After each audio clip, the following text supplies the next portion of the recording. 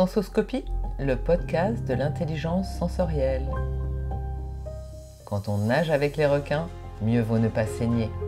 Des inspirations essentielles pour décoder nos ressentis, comprendre le monde, notre environnement, pour tous ceux qui cultivent l'art de percevoir et bien plus. Restez vivants dans un monde qui peut parfois sembler trop rapide, trop bruyant, trop violent, trop dispersé, insensé. Je suis Emmanuelle Motte, fœtus devenue grand-mère. J'ai souvent mouru et renaquis. J'ai d'abord été costumière pour tisser des fils et des liens avant de franchir la frontière de l'épiderme et découvrir le costume intérieur qui façonne nos rôles. Équipée de 30 ans d'exploration pratique de nos compétences comportementales, ma capacité à interroger le système sensoriel aide tous ceux qui bloquent dans des situations complexes. Merci d'avoir choisi l'audio pour vous extraire des écrans et favoriser une écoute intime et confidentielle.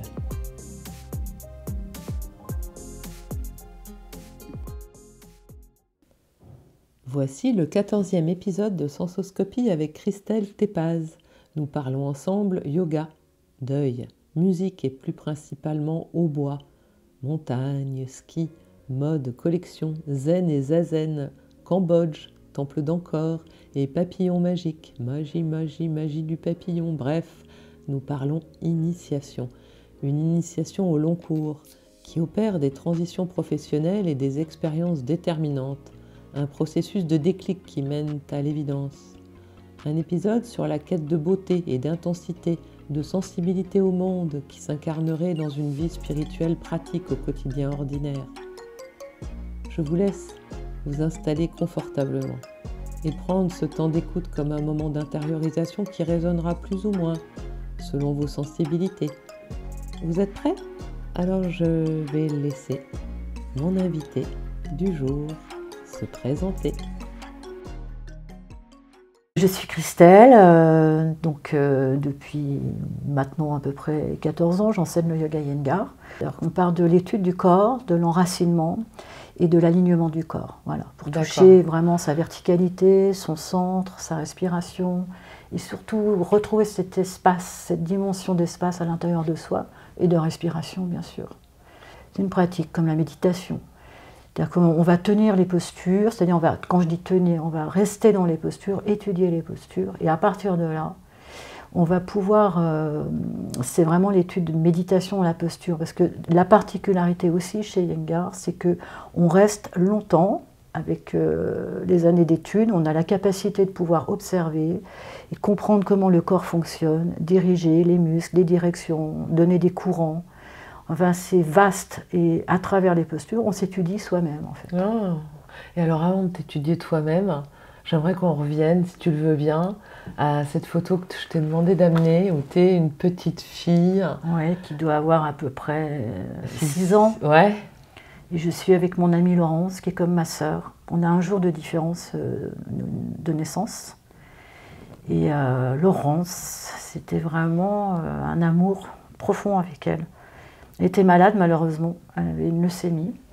Et nous étions très très attachés l'une l'autre. C'était la fille d'un couple d'amis de mes parents et j'habitais en Savoie, dans une petite ville. Et on était beaucoup beaucoup ensemble. Et je l'ai accompagnée régulièrement dès l'enfance à l'hôpital le mercredi. Je me levais très tôt le matin et ça je ne dérogeais pas à cette règle. Pour moi, il fallait absolument que je parte à Grenoble avec elle. Quand elle avait sa chimio, ses rayons, pas sa chimio surtout, je crois. À quel âge elle a été malade? Elle a été. Alors là, je ne me rappelle pas exactement quand ça a commencé, mais par contre, elle est décédée à 6 ans et demi. On avait donc toutes les deux 6 ans et demi. Et on m'a, à ce moment-là, raconté une histoire comme quoi je ne la voyais plus parce qu'elle s'était cassée la jambe. Et donc, bon, évidemment, je pense que je n'étais pas complètement débile, mais comme on ne parlait pas, on communiquait très mal à l'époque. Ce n'était pas l'époque de la psy comme aujourd'hui où les gens communiquent, parlent avec leurs enfants. C'était beaucoup plus séparé, le monde des adultes, des enfants, enfin. Et donc, apparemment, et ça je ne m'en souviens absolument pas, c'est lors d'un travail de thérapie que j'ai recommencé vers 22 ans, enfin que j'ai commencé tout court à 22 ans, Laurence est revenu. Et je ne faisais que pleurer, que parler de Laurence, Laurence, Laurence. Et en fait, j'avais fait aucun deuil de Laurence, quoi, en fait. Et donc, les adultes n'ont pas su me parler, parce qu'ils souffraient beaucoup aussi, c'est-à-dire mes parents, ses parents, apparemment, d'après ce que ma mère m'a dit. J'ai posé des questions et on m'a dit plus jamais tu poses une question autour de Laurence. Mais ça, je ne m'en souviens pas. Hein. Et ma mère m'a dit, je savais qu'un jour on allait devoir en parler parce qu'il paraît que pendant des mois, la nuit, je hurlais dans mon sommeil. Voilà. Donc la séparation, la perte, la peur, la mort, enfin c'était vraiment très très très très puissant. Sauf que ça, je vous en parle parce que j'ai eu une discussion avec ma maman, mais je ne me souviens de rien. Si ce n'est que j'avais vraiment un problème dans l'existence, je cassais tout, j'abîmais tout, mes études, enfin comme si rien n'avait d'importance finalement. C'est comme si tout était vain d'avance, c'est-à-dire que je n'arrivais pas à construire. Une sensation qui est puissante de la perte. Ah oui. La perte, le deuil d'une amie. Ah oui, c'était comme vraiment une sœur, c'était très... Et surtout ne pas parler, ne pas dire. Tu vivais? Oui, je vivais en Savoie. Alors ça, j'avais beaucoup de chance parce que peu de temps après, j'ai dû commencer l'étude de la musique. Et je faisais aussi du ski. Alors pour moi, voilà, la vie, c'était d'être sur mes skis, dans la montagne. Donc cette connexion avec la nature très forte, très très forte. Et la musique. Ouais, je commençais un instrument après à 8 ans. Tu faisais quoi comme instrument? Du hautbois. Du hautbois? Ouais. Qu'est-ce qui t'avait donné l'idée de faire du hautbois? Alors encore une fois de plus, je n'ai pas vraiment choisi. Une fois de plus. À l'époque, on faisait 2 années de solfège sans pouvoir toucher un instrument. Et bon, pour moi, ça se passait bien. Apparemment, j'étudiais facilement. Donc, comme j'avais j'avais les meilleures notes, donc j'avais le droit de choisir mon instrument. Et c'était des petites écoles de musique. Alors, il y avait un instrument, un hautbois. Il y avait plusieurs flûtes, parce que c'était un instrument qui coûtait assez cher, en fait, à l'achat et tout ça. Et puis, moi, j'aurais aimé faire d'un instrument à cordes, mais bon, il n'y avait pas de cordes. Donc, c'est mon père qui m'a dit, mais pourquoi tu ne ferais pas du hautbois et tout. J'ai dit, ah oui, pourquoi pas. Mais ce n'est pas venu de moi comme choix. Donc, c'est comme ça que j'ai commencé cet instrument. Et donc, tu en as fait longtemps? J'ai fait les études musicales après, parce que, voilà, j'étais apparemment assez douée. Tu aimais ça? J'aimais ça, mais surtout, une fois de plus, très rapidement, les adultes et mes enseignants de musique et mon professeur de hautbois, qui venait spécialement après il est rentré soliste à l'orchestre de Monte-Carlo, et c'est lui qui m'a enseigné les premières années de hautbois. Il a voulu que j'aille étudier avec son père au conservatoire de Chambéry, M. Jourdain. Et du coup, rapidement, il a dit à mes parents qu'il fallait que j'étudie la musique. Ok. Voilà. Et il voulait m'emmener. Alors, il aurait voulu que j'aille étudier auprès d'un des grands hautboistes. Ça parlera peut-être aux gens s'il y a des gens qui connaissent le hautbois, à Inseliger, en Allemagne. Et moi, j'ai pas du tout eu envie de partir vivre en Allemagne. Tu avais quel âge à l'époque? J'avais, alors que c'était pour rentrer au collège, au lycée, donc je devais avoir 14 ans. 15 ans, ouais, 14-15 ans. Et je voulais absolument pas partir en Allemagne. C'était un refus total. Et donc, il a dit, ok, alors tu vas continuer à étudier avec moi et tu vas rentrer en classe musicale à Grenoble. Et donc ces sensations de jouer d'un instrument, d'être au milieu de musiciens, d'être dans cet univers artistique, ça se passait bien ou tu sentais que tu avais quand même le manque de l'époque que tu as dit avant tes 22 ans, donc comment c'est venu en fait cette histoire comment tu as compris que le deuil était pas fait? Parce que finalement, tu vas faire des études de musique, on peut dire que... Ah oui, là Laurence, elle est loin de moi. Elle est loin. Donc qu'est-ce qui fait qu'elle revient à un moment donné? Alors là, c'est une difficulté à vivre, une difficulté Après avoir fait le conservatoire. Oui, oui, mais les choses ne sont pas si séparées, c'est-à-dire que j'étais très quelqu'un qui aimait beaucoup rigoler, qui pouvait être très joyeuse, et avec la musique, c'était un univers, c'était vraiment magnifique, j'ai vécu des années magnifiques. Je faisais beaucoup d'orchestre, donc j'avais aussi beaucoup de joie, mais en parallèle, j'avais une capacité aussi à ne pas m'investir complètement dans les choses et à ne pas croire pas suffisamment croire en mes possibilités. C'est comme si j'étais tout le temps divisée, c'est-à-dire on me disait, les autres, les adultes, les musiciens, mes enseignants, que j'étais douée. Et en fait, c'est comme si quand ils me parlaient, ils ne parlaient pas de moi. J'étais comme toujours dans cette division, de ne pas croire à ce qu'on me disait. C'était très, très, très compliqué. J'étais divisée tout le temps, en fait. Donc c'est là où tu t'es dit, il y a un truc qui ne va pas. Voilà, et dans ma vie, ensuite, voilà, là j'ai commencé à donc tu fais une démarche thérapeutique.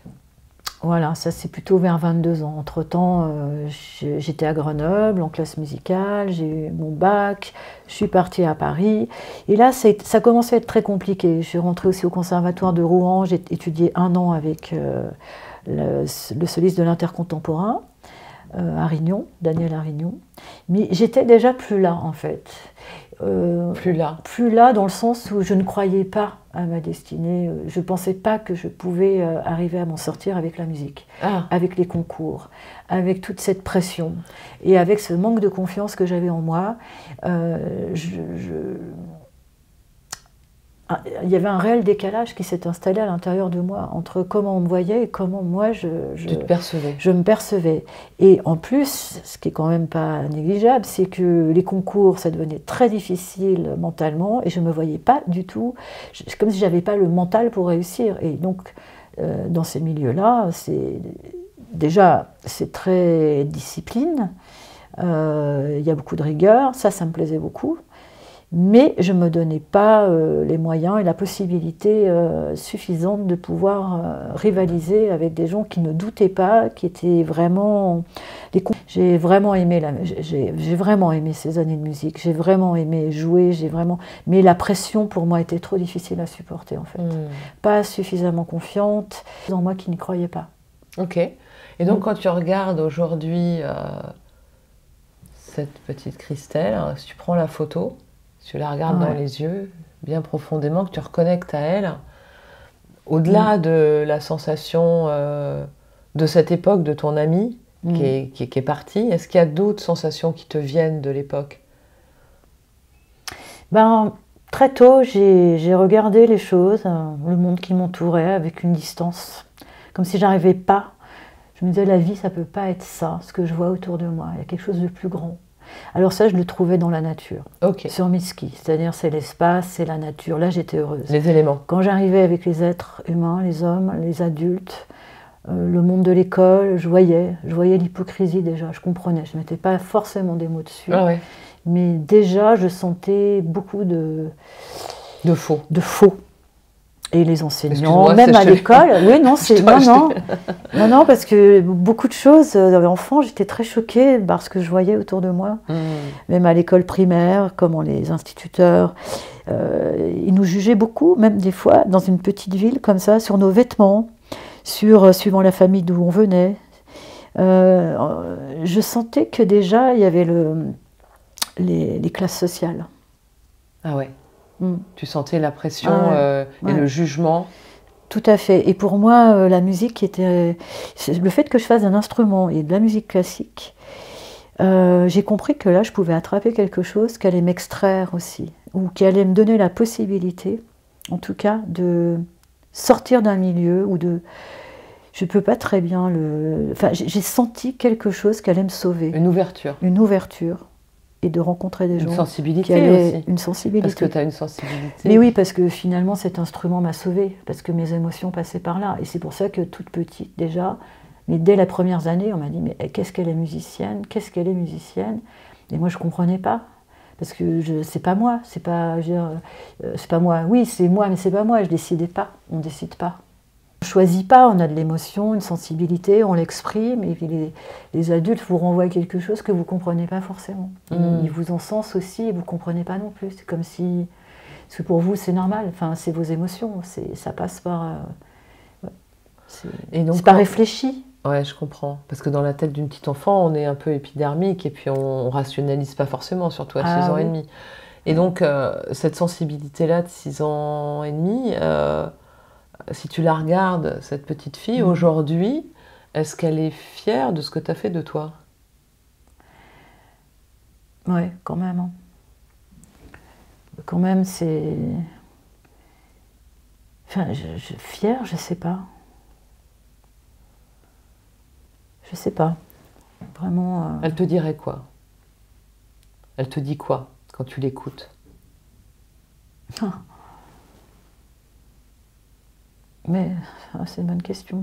C'est de connecter à cet enfant, c'est-à-dire à l'enfant qui est en moi. J'ai l'impression de ne pas avoir eu d'enfance, en fait, quelque part. D'avoir dû grandir très rapidement. Oui, j'ai grandi très très rapidement, en fait. J'ai des responsabilités, donc c'est comme si toujours j'étais dans, je sais pas, cet enfant. J'ai l'impression d'avoir jamais été vraiment tout à fait enfant. Peut-être que tu es née vieille. Ouais, c'est ce qu'on m'a dit une fois. C'est vrai? J'ai rencontré quelqu'un qui m'avait dit que j'avais un esprit...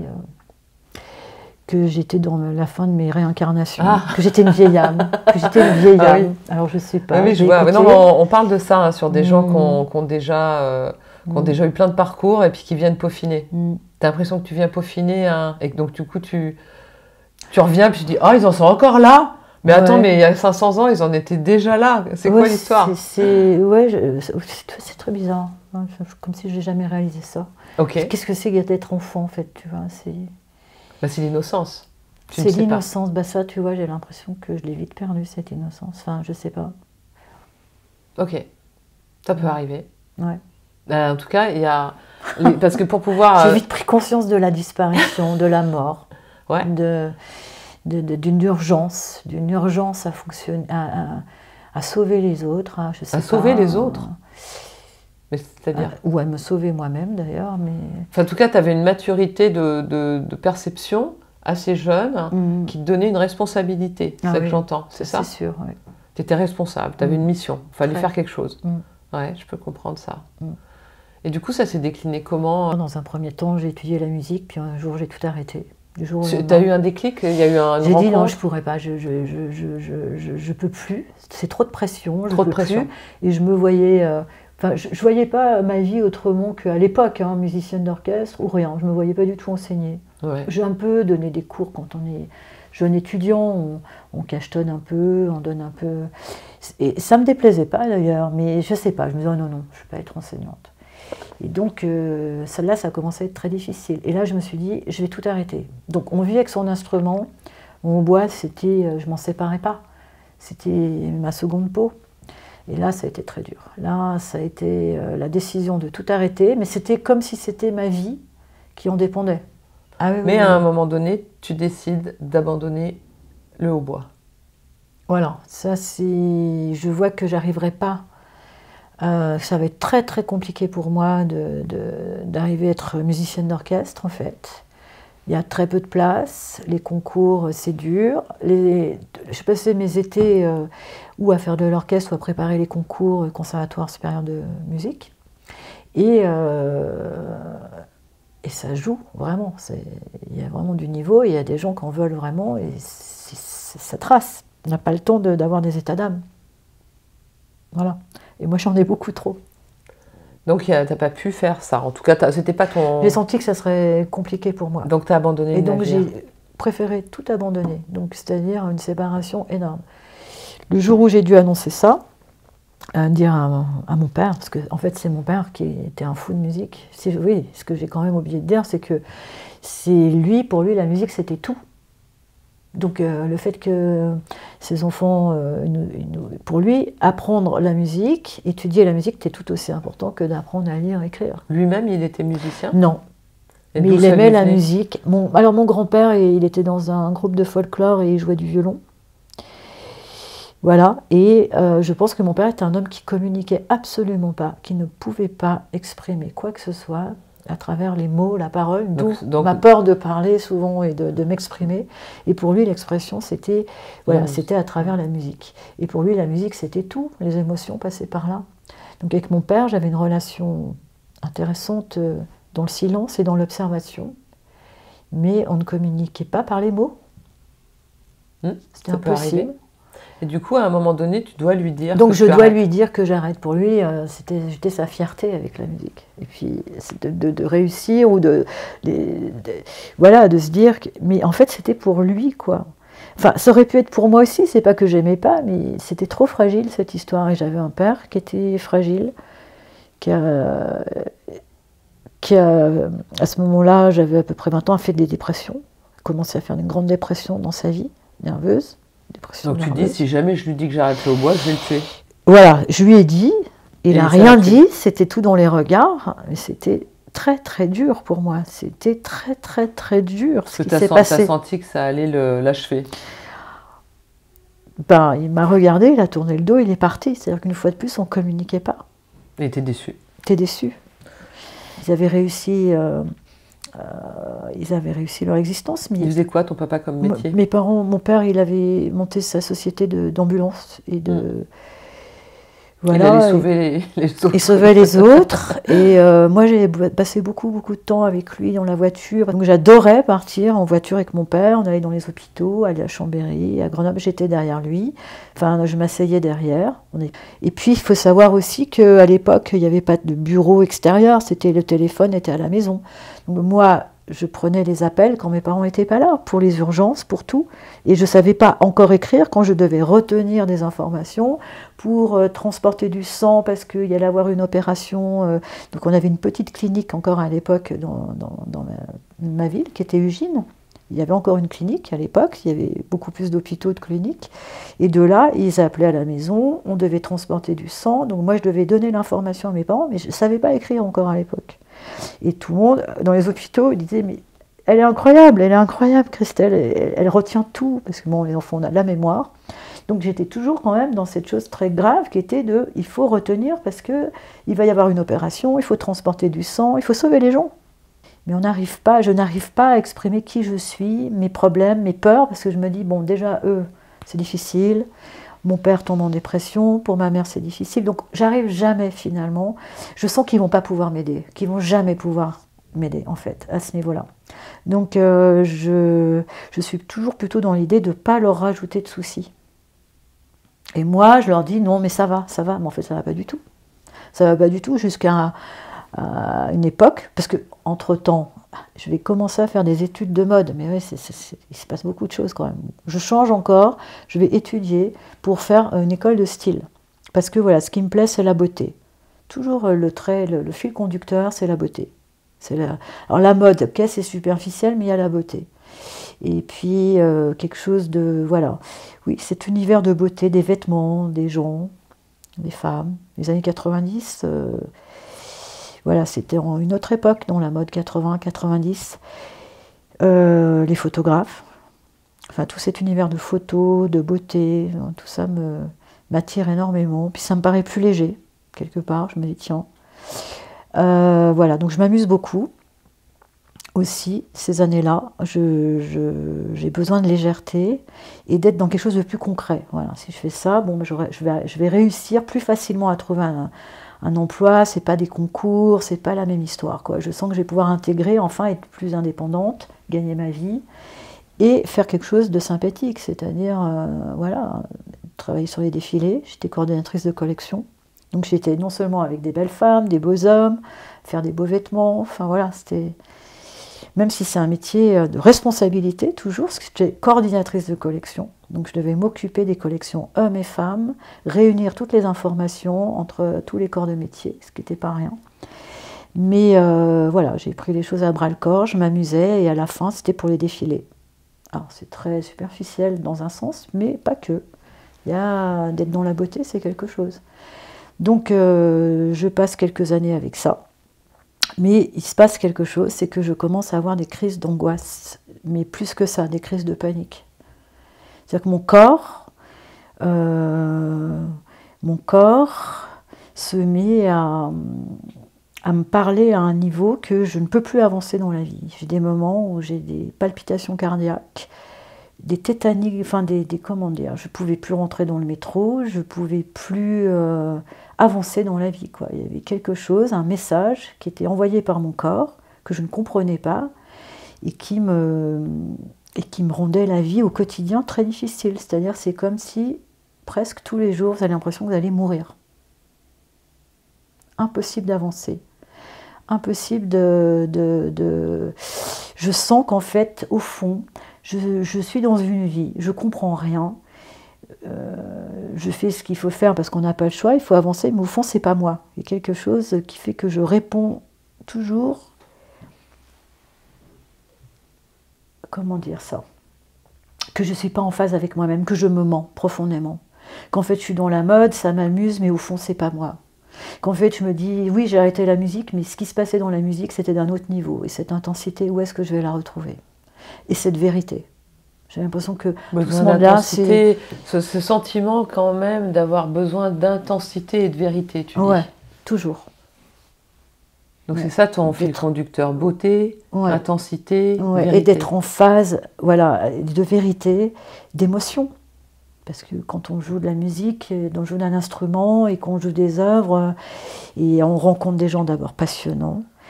Mes enseignants de musique, c'était quelque chose, quoi. D'étudier avec eux, ils m'ont enseigné beaucoup, beaucoup de choses et ouvert la porte à la vibration du son. Voilà. À la vie, quoi. À une dimension de la vie. Comme grandir. Une forme d'architecture, peut-être aussi, voilà, de l'être dans sa vibration et sa mélodie. Une quête à travers la musique, la vibration, à l'absolu, à la beauté. C'est... Oui, c'est ça, c'est toujours en relation avec les émotions et avec une vérité. Un moyen de donner chant quelque part, la vie.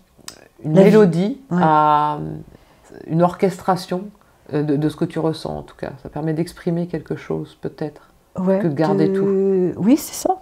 C'est vraiment, pour moi, tout est vibration dans l'existence. Mais dans le yoga, c'est ce que j'ai retrouvé dans la pratique du zen. Et le yoga, c'est la vibration. Comment ça vient, le yoga? En fait, j'ai ces crises de panique, rien ne va, je pars au Cambodge. Pourquoi le Cambodge? Eh bien, je pars accompagnée sur un projet humanitaire qui s'appelait l'Aspeka. Aspeka? Aspeka. C'était quoi? C'était une association qu'avait créée le père d'une de mes grandes amies cambodgiennes, Sirivan, et qui avait créé des orphelinats à travers le Cambodge pour pouvoir permettre aux enfants d'étudier. Okay. Les enfants orphelins ou pauvres, après le génocide du Cambodge. Donc je me retrouve, parce que Sirivan, c'est une amie que je rencontre à l'école de mode, et dès les premières conversations, elle me dit que son père adoptif en France, donc Charlie, qui a créé cette association, travaille avec des enfants, et tout de suite, c'est cette connexion. Je me dis, ah mais moi j'ai toujours eu envie d'aller vers des enfants, et à l'étranger, en voyageant bien sûr, bien sûr, voilà, l'idée c'était aussi le voyage, et elle me dit, un jour on partira ensemble, et c'est arrivé 4 ans après, nous sommes partis, elle est retournée une année avant, pour la première fois elle remettait les pieds au Cambodge, parce qu'elle est arrivée à 11 ans, après le génocide, pendant le génocide, elle a pu venir en France. Et donc nous sommes partis. Elle m'a dit, je veux absolument te faire découvrir mon pays. Et je veux t'emmener là-bas. Et alors là, ça a été un choc total. Ça a été le changement, c'est ce qui a vraiment été le tournant de ma vie. C'est ce voyage au Cambodge. Non seulement ça m'a permis de sortir de mes crises d'angoisse, alors que j'étais sur un terrain très difficile avec des enfants et des histoires absolument folles, même délirante. Et le fait d'être en relation avec ces enfants qui avaient des vies tellement difficiles, qui avaient vécu l'horreur pour certains, ou vu l'horreur, déjà moi ça m'a obligée de sortir de moi-même, de cet enfermement, de cette souffrance liée à mes crises de panique. Je suis sortie de moi, de cet ego. J'étais enfermée dans cet ego. Dans ce petit... Voilà, je m'étais enfermée dans ce monde-là, quoi. Tu as pris du recul par rapport à ton histoire personnelle. Voilà, ça m'a permis de prendre du recul et de voir que, une fois de plus, ces enfants avaient besoin que je devais être à leur écoute et d'essayer par l'amour, par la relation que je pouvais établir avec eux, la joie aussi, hein. Ce n'est pas que triste, ils m'ont donné beaucoup. beaucoup d'amour, beaucoup de joie. Et c'était très dur aussi, parce que leur histoire était dure. Mais voilà, au Cambodge, j'ai compris, je suis rentrée vraiment en relation avec le paradoxe. La beauté et l'horreur. La joie, la tristesse. Ouais. Celui qui sauve et qui est sauvé par celui qui est sauvé. Ouais. Mais en fait, en arrivant là-bas, je me suis dit, mais pourquoi tu vas dans ce pays, sachant que l'histoire, le génocide et tout ça était difficile, mais une fois de plus, je suis attirée par ces univers-là. Enfin, et en fait, j'ai pensé que j'allais mourir là-bas, vraiment. J'ai pensé que j'étais tellement pas en grande forme, je me voyais tomber, mais je ne savais pas quoi faire. Et surtout, je ne voulais pas prendre de médicaments, je ne voulais pas qu'on m'enferme quelque part. J'avais peur de ça, je me sentais sur un fil.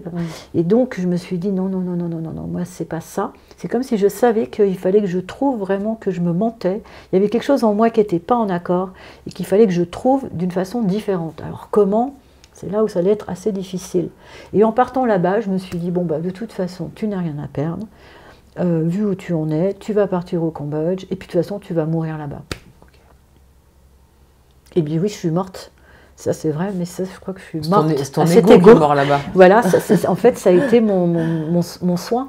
Bien sûr, quand l'ego meurt à lui-même, déjà, tu peux avoir une ouverture sur d'autres choses. Exactement. Et vraiment, ça a été une renaissance. Donc ça a été ma renaissance. Donc en allant dans cette association, cette ONG, c'est une ONG, Oui, c'est une ONG. Dans cette ONG qui s'occupe d'éduquer des orphelins. De créer des écoles à travers tout le Cambodge, où déjà c'est extraordinaire. Je ne connais pas l'Asie, c'est absolument incroyable. C'est-à-dire l'Asie de Duras, que j'aime lire, j'aime beaucoup lire. C'est où en Duras, au Cambodge. Hein, oui, elle a vécu au Cambodge, au sud vers Prenop, sud Cambodge, Vietnam, elle a vécu là.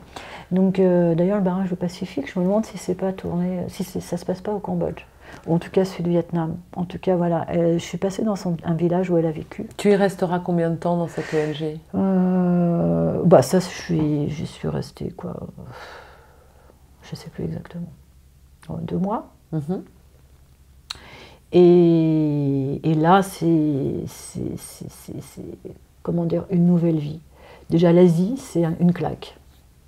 Et ce que j'avais lu chez Duras, je ne pensais pas le trouver, mais comme le Cambodge avait été bien sûr fermé avec ce génocide, et il n'était pas encore réouvert quand j'y suis allée, c'était encore tout à fait fermé. C'est-à-dire, à part Phnom Penh, les gens n'allaient pas dans les campagnes. C'était très, très, très difficile, très flippant.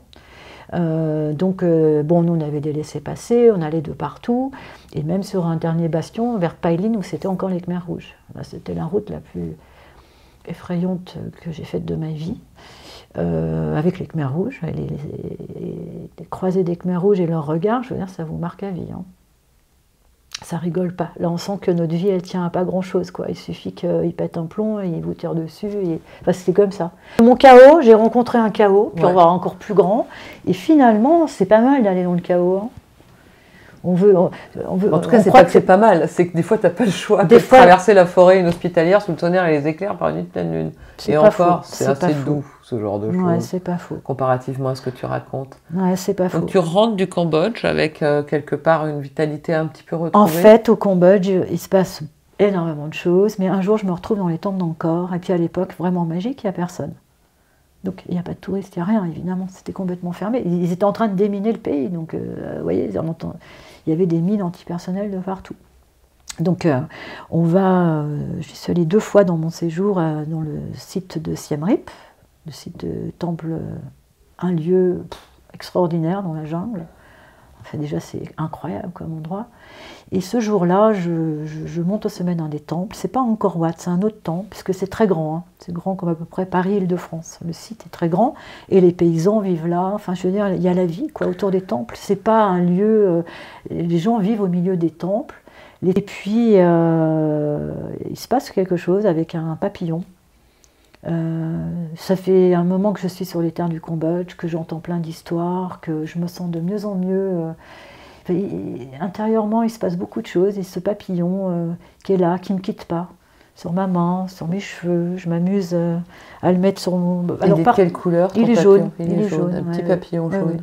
Ouais. Et l'ami de Sirivan, maintenant son mari, me dit il va mourir, c'est pas normal qu'il reste comme ça avec toi. Et puis je sais pas, on commence à rigoler avec ce papillon et à s'amuser avec ce papillon. Et arrivé au sommet du temple, je me dis mais comment ça il va mourir? Non, il va pas mourir ce papillon. Et à ce moment-là, c'est magique, il faut voir les temples, la jungle, c'est absolument magique. C'est une fin de journée comme ça, il y a une lumière extraordinaire.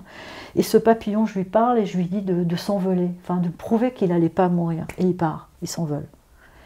Et je ne peux pas expliquer ce qui se passe à ce moment-là, il se passe une expérience de non-séparation. C'est-à-dire que je comprends intimement, profondément, dans mes cellules, que je ne suis pas séparée de la nature, que la nature et moi, et ça, on le dit dans les textes hindous, l'univers et vous-même, c'est tout un. Il n'y a pas de séparation. Et je le sens, mais c'est une fraction de seconde. C'est comment expliquer? C'est comme si toute ma peur s'envole. Je sais que je ne suis pas séparée de la nature. Donc, comme une confiance tout à coup qui me tombe dessus. Et comme si toutes mes peurs s'évanouissent. Et ce moment-là, c'est ce moment-là qui a changé ma vie. Mais vraiment, je le marque et c'est très précis, c'est ce moment-là. Et de ce moment-là, je me suis mis en recherche à travailler avec mon corps, en rentrant en France, en me disant la mode, je termine encore un peu parce que j'ai besoin d'un peu de sous, mais il faut que je cherche, il faut que je cherche. Je me suis mis à danser, danse contact, à faire du tai chi, à ensuite pratiquer le zen, que je pratique évidemment toujours, c'est ma pratique profonde. C'est la méditation zen, Soto, et donc c'était vraiment réintégrer ce corps, et à travers ce corps, c'était le message,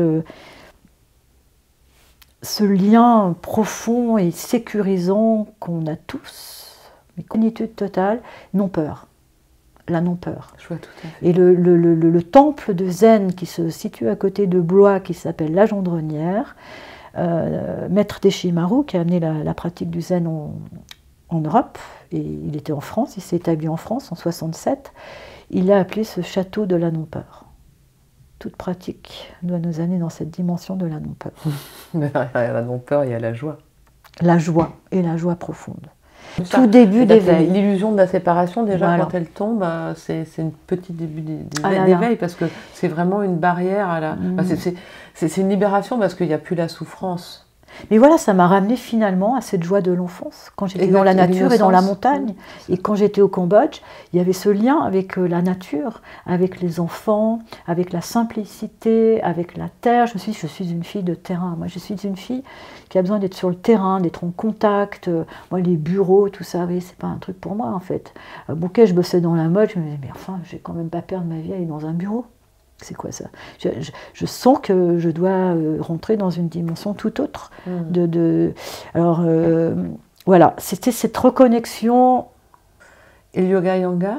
Et le yoga Iyengar est arrivé parce que pratiquer zazen et la méditation, eh bien, c'est des heures d'assises et des heures d'assises. J'avais mal de partout. Comment tu as rencontré le zen? Alors voilà, la vie est faite d'incroyables. C'est que à l'époque, je pratiquais donc le tai chi. J'en ai fait 7 ans beaucoup et j'ai adoré cette pratique. Et la danse contact. Voilà, donc il y a beaucoup de choses avec voilà, la danse contact, magnifique, magnifique pratique, qui m'a ramenée à moi aussi et à ma relation à moi et avec les autres. C'est très important aussi, hein, le corps.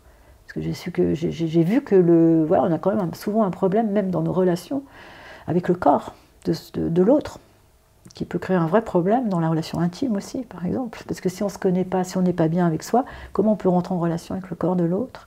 Cet échange amoureux qui m'était si difficile finalement, et qui était mal vécu. Donc la danse contact m'a ramenée à cette dimension de mon corps et du corps de l'autre. Et qui m'a vraiment aussi fait comprendre beaucoup de choses et sorti beaucoup d'émotions. C'est tout un travail absolument passionnant avec la danse contact. Très imprégné des arts martiaux aussi, de l'aïkido, de choses comme ça. Et puis j'avais un ami à l'époque qui faisait de la taille de pierre, qui était un garçon, c'était un vrai poète, et très sensible. On s'est rencontrés dans un café en bas de chez moi, et on a discuté. Comme il aimait la taille de pierre, moi je lui ai parlé des tombes dans le corps, et ça a connecté, et lui il faisait du sabre. Et il a vu que j'étais en recherche, il m'a parlé de Dieu. À l'époque, moi, je pensais que j'étais athée aussi. Vous voyez, j'étais vraiment dans un truc, je rejetais tout, quoi. Alors que j'ai aimé enfant, aller à l'église, chanter. Je jouais même de la musique à l'église. Mais rapidement, j'ai senti que dans le message, quelque chose ne me convenait pas. Ça m'allait pas. C'était trop comme quelque chose. J'ai tout fait vraiment. Donc j'ai dit non, non, moi, tout ça, je crois pas. Sauf que voilà, ce garçon me ramène à Dieu. Ah bon, Dieu. Mais Dieu en toutes choses, enfin, Dieu dans toutes les pratiques, on peut parler, oui, de Dieu, de l'univers, du cosmos. Ça dépend ce qu'on met dedans. Ça dépend ce qu'on y met. Comment on définit Dieu. Voilà, mon père disait Dieu est un petit bonhomme tout bleu, quand il pète, il fait feu. Donc si tu veux, je partais de loin quand même. Voilà, bon, par exemple. Oui, ça c'est pas mal, tiens. Donc en fait, déjà juste le fait de pouvoir prononcer le mot Dieu, pour moi, personne n'en parlait vraiment. C'était plutôt des périodes où c'était vraiment mis à l'écart, je sais pas, la spiritualité, enfin en tout cas pour moi. Et lui me ramenait toujours dans cette dimension-là. Dieu, c'était quoi à l'époque pour toi, de ce qu'il en disait? Du coup, ça t'évoquait quoi, toi? Eh bien, il amenait cette grande dimension de l'univers, du cosmos. Ça ressemblait à ce que tu avais un peu vécu. Ouais. Tu vois, c'était pas quelque chose de limité. Dieu était un papillon. Voilà, par exemple. Dieu était un papillon. Ouais, exactement. Et donc, rapidement, je suis en recherche, je pratique le tai chi. Et il me dit, on parle du zen, il me dit, mais la plus grande des dimensions, la plus grande des pratiques, c'est zazen. Je me dis, de quoi il me parle? Zazen, qu'est-ce que c'est que zazen? C'est un bar. Ouais, c'est quoi ça? Et donc, il me dit, mais c'est la plus grande des dimensions. Tous les gens qui font des arts martiaux, s'il n'y a pas zazen, s'il n'y a pas la méditation, s'il n'y a pas cette grande assise, il n'y a rien. Et là, ça me fascine. Je me dis, de quoi il parle? Mais vraiment. Et donc, j'entends... Parce que j'avais lu Jodorowsky, Le doigt et la lune, et que lui, il parlait du zen, beaucoup du zen. Donc, c'est pareil, ça m'avait... du paradoxe. Et puis, il y avait cette poésie toujours, cette beauté, cette folie aussi, qui me plaisait. Je sentais que ce monde trop rationnel et trop enfermant, ça ne m'allait pas du tout, quoi. Oui, beaucoup de créativité, mine de rien, dans la discipline, en tout cas. Voilà. Mais voilà, dans la discipline aussi, tu vois, parce qu'il y a quand même une structure, une rigueur, une discipline qui pour moi est indispensable. Le cadre est indispensable. Et qui vient de la musique aussi. Bien sûr, mais le cadre est indispensable à la liberté. Et donc lui me parle de zazen. Et donc c'est tellement difficile que pendant 2 ans je rame, j'y vais à peu près 1 à 2 fois par semaine, ce qui peut paraître peu, mais pour moi c'est un exploit de rester dans le silence sans bouger. C'est très difficile. Et à la fois, pour certains, ça peut être très facile. Pour moi, c'était très difficile. Donc, mais je sentais qu'il se passait quelque chose. Je sentais que je me reconnectais à une grande dimension, et comme à la musique, une quête d'absolu, une quête de l'absolu. Vous voyez, la vibration. C'est-à-dire, c'est les mêmes choses, c'est pas séparé, en fait. Et donc là, je me dis, waouh, aïe, j'ai retrouvé cette dimension-là.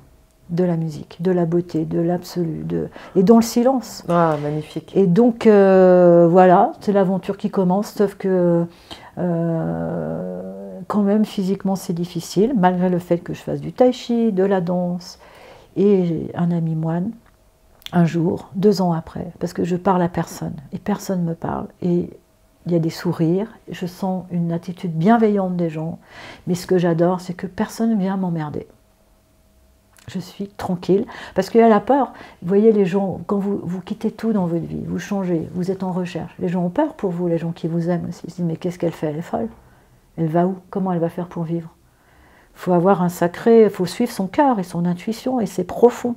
Et je savais que c'était ça où j'allais mourir, encore une fois de plus, que j'avais plus le choix. Et donc, j'étais avec mes livres. Les gens me disaient, mais tu es dans une secte, c'est quoi ces kimonos noirs? Voilà, donc la peur de la secte. Voilà, c'est ça, tout à coup, tu vois, et tu dis, mais attends, non, on me raconte de la beauté, on m'amène de la liberté, c'est de la poésie ici, je suis avec des poètes. Et ils me disent, mais comment ça? Et je leur dis, mais si on m'avait enseigné ça avant, ma vie aurait pris un tout autre tournant bien avant. C'est-à-dire, au contraire, je suis avec des poètes ici. Les textes sacrés, il n'y a pas plus beau. C'est ce qu'on peut en comprendre, parce que pareil, il faut pouvoir accéder. Mais malgré tout, dans le zen, les textes sont basés sur la nature, beaucoup sur la nature, l'enseignement par la nature, comme dans le Tao. Mais bien sûr, il y a des messages. auquel on n'a pas forcément accès comme ça, mais c'est l'intuition aussi, de la beauté. Comme la poésie, c'est la poésie, quoi. La poésie, il y a plein de niveaux de lecture. C'est là où tu rentres en résonance avec quelque chose, en tout cas, dont tu as l'alphabet. Voilà. Et je mettais beaucoup d'imaginaire, de beauté, comme dans les anciens temps.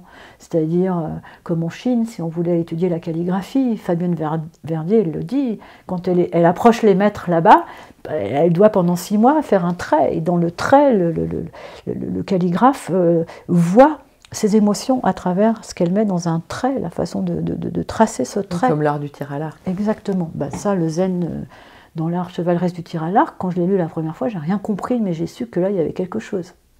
Et je l'ai relu plus tard, après des années de pratique, et j'ai vraiment vu autre chose, mais c'est exactement la même chose. Il n'y a plus personne qui décide, parce que moi, ces choix, c'est pas Christelle qui a décidé. La présence à chaque instant fait que c'est juste. Oui, si on se reconnecte profondément à soi, il y a des réponses qui vont arriver. C'est pas moi, Christelle, qui ai dit, tiens, il y a quelque chose de plus fort en moi qui parlait, c'était ça ou je mourrais. Ça s'articule. Ça s'articule pas. Ou ça s'articule pas. Donc là, les articulations commençaient à morfler. Voilà, et donc cet ami me corrige, et lui, il enseigne le yoga Iyengar. Il avait déjà étudié un autre yoga, et il commençait à étudier cette pratique-là qui était vraiment justement pour faire circuler l'énergie, la compréhension de la structure, de l'architecture, de son corps, les alignements. Et comme j'ai fait beaucoup de danse contact, qui partait beaucoup plus du free, de la liberté, j'avais besoin de ça après la musique, de retrouver cette espèce de liberté. Histoire de cadre. Voilà. Et là, j'avais besoin à un moment donné de passer hors cadre quelque part, mais au bout d'un moment, j'ai vu que sans le cadre, on est limité. Il n'y a pas de point de repère. Non. Et donc, avec le yoga, arrivait cette structure, et j'ai dit, c'est ça, je dois étudier ça. C'est pas mental. C'est pas mental. Et après, on peut aborder les textes à partir de son assise, à partir de sa pratique. Et l'interprétation ne sera plus du tout la même. Il y a un dépouillement. Il faut vraiment, oui, enlever les couches, aller dans ce dépouillement pour pouvoir voir à partir du cœur. Rester assis, tranquille, en silence. Oui. Pour rester assis, tranquille, en silence, il faut déjà en faire des déliés de chaque petit bout d'articulation, d'orteil, d'oreille, de mâchoire, parce qu'en fait, la tension apparaît toujours. La tension apparaît toujours.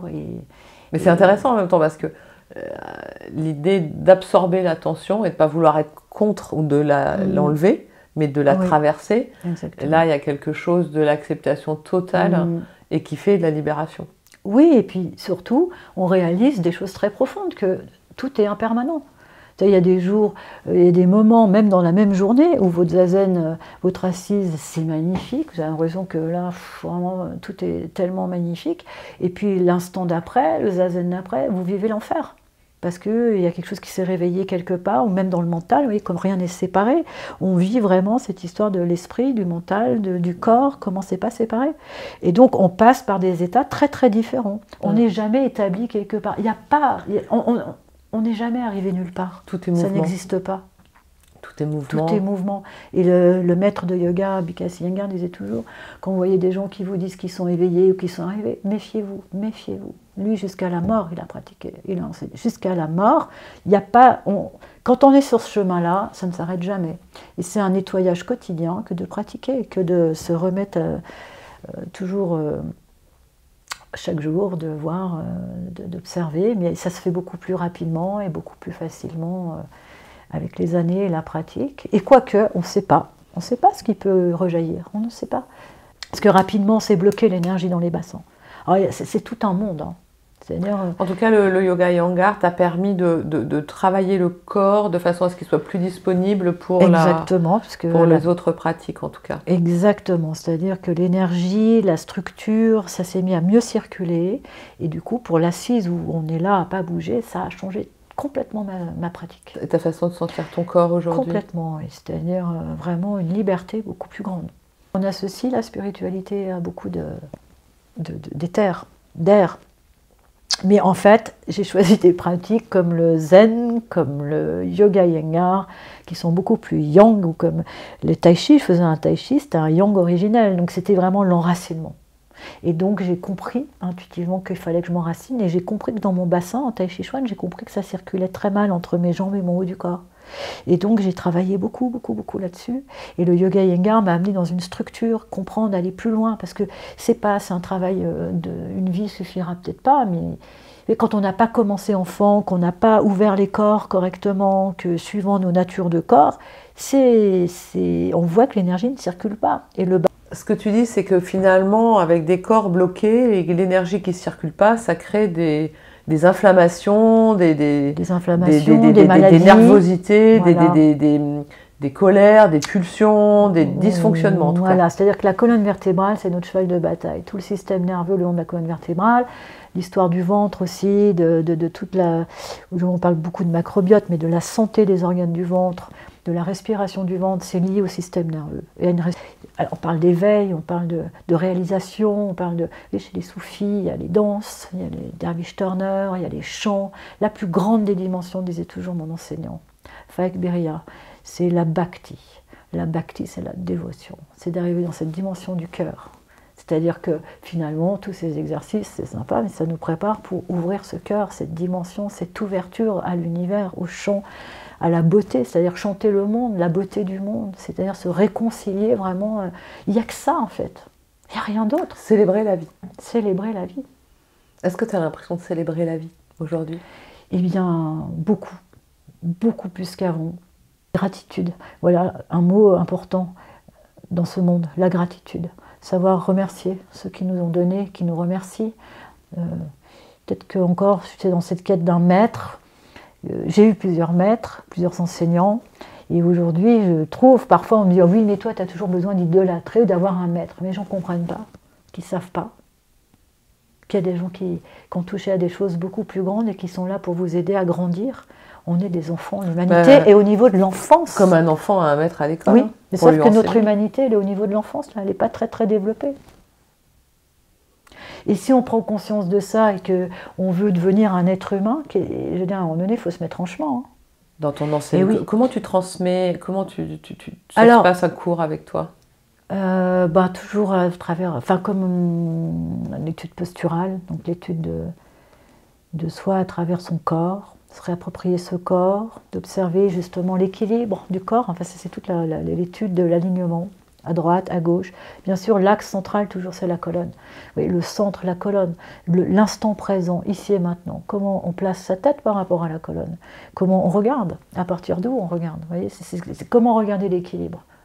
Elle est où, cette petite fille, aujourd'hui, en toi? Eh bien, je l'aime, quoi, en fait.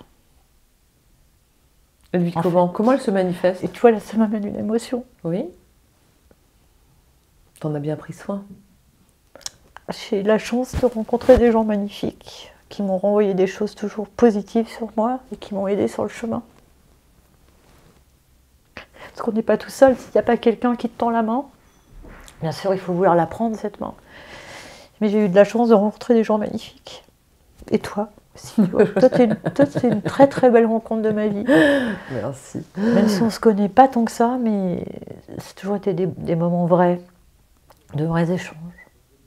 C'est l'enfance, c'est l'innocence. Moi, ce qui m'intéresse, c'est l'innocence. Voilà, c'est ça.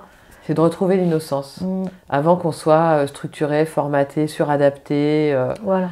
Donc là, moi, je trouve qu'on a retrouvé quelque chose d'intact. Mais dans tous les textes, dans les pratiquants, dans les poètes, c'est ce que j'ai aimé dans la pratique, c'est cette beauté. C'est le cœur de l'enfant. C'est l'enfant.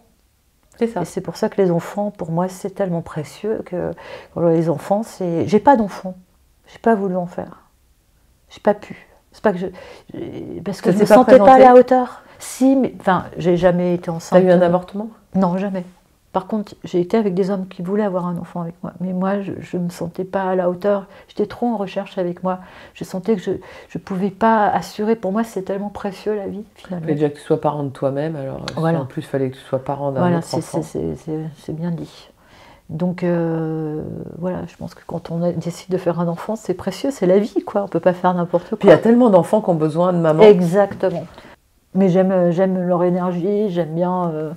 Parce que tout de suite, c'est le jeu. Ce qu'on établit avec un enfant, c'est le jeu. C'est léger. Oui. C'est finalement l'aboutissement de tout ce que tu disais, de retrouver la légèreté, la joie. Voilà. Les enfants, ils l'ont. Voilà. Donc tu le partages avec eux. Voilà. Parce que dans tout ce que j'ai pu dire, il faut savoir une chose, c'est que mon père, au final, quand j'ai eu 33 ans, s'est suicidé.